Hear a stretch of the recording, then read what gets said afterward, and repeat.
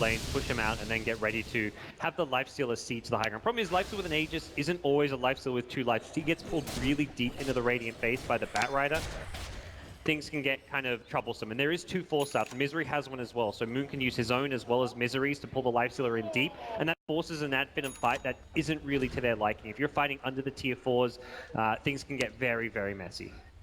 Now we do have that defensive item. Lotus Orb is the choice for Spartan.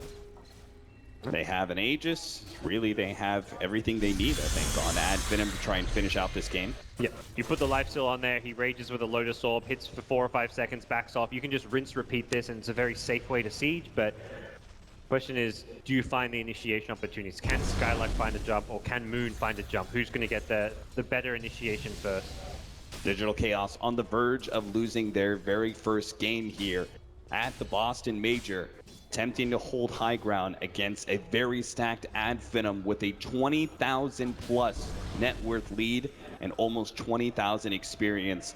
It really doesn't get much harder than this for DC.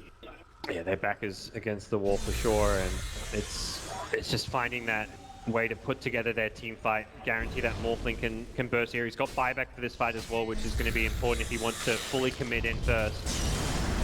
There goes the jump. They managed to get Madara before the Lotus Orb. They're going to be able to pull him back a decent distance. Double Force Staffs all the way into the tier 4 towers. Fortunately, Madara is tanky and he has that Aegis, so he does manage to get the infest inside Skylark, but now Skylark's going to be target. He immediately gets blown up, and Madara's going to be slowed down by this upheaval. Fortunately, a Force Staff will come out, gets him a little bit more distance, so if he does die, Ad Venom can try and formulate some sort of response, but doesn't actually get picked off, and he'll be able to heal himself up. That's the double Force stuff. The threat of this, it makes messy situations. Skylark gets caught out there because he's like, oh crap, my lifesteal is under T4 towers. I've got to go in and help him. Oh, jump forward here by Spartan. They immediately go for Misery, not allowing this big team fighting support to be able to survive. But fortunately, they had a Glimmer Cape and no counter vision from Ad Venom, so Misery will survive.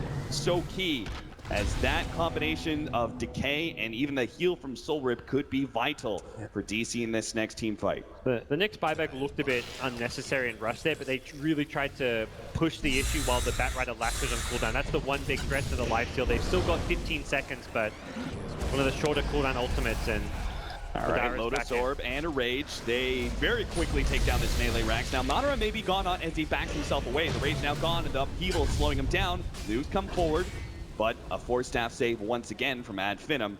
Maybe next time, always in position to be able to help out his core. That's second melee Rax. They've still got 2 minutes of Aegis. If they want to switch it up, they can now head towards bottom, probably deciding that this range Rax isn't really a big objective to get. If anything, working on the tier 3 tower with Aegis would be a more important plan for them.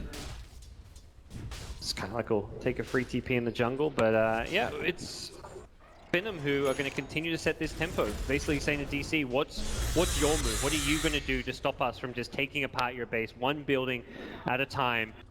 And so far it's been DC trying to just get that one pick off and then turn it into a favorable fight, but Venom are playing some very safe and calculated Dota. This is a team normally known for their aggression, but their high ground siege has been in a very clean way.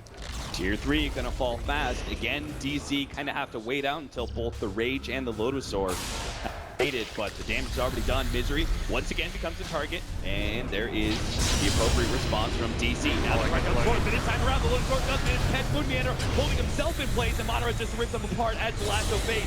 Now double chakra, quad the black hole! He got a DC! Respond with a chaotic offering! A chaotic offering turn used by maybe next time! He turns it against Digital Chaos, and DC begin to fall. Weehaw right in the front is gonna really take it to his own death. No, he actually turns. He's armleting, and he's gonna be able to fight against Spartan. And Spartan making his way out will be able to take away from Misery as well. But Thug, he moves forward, goes for Resolution. Resolution has to make his way back to the fountain somehow. As Thug trying to cut him off, will manage to slow him down with this Scotty. This death is so important for Thug if he can actually get the appropriate pure damage. He moves forward, chalk him out, but they are getting so many heroes on the backside. Weehaw's gonna die again. Madara blink away. Weehaw managed to make his way out. Thug, careful with that fountain. That is not your base, my friend. Digital Chaos will call it in the end.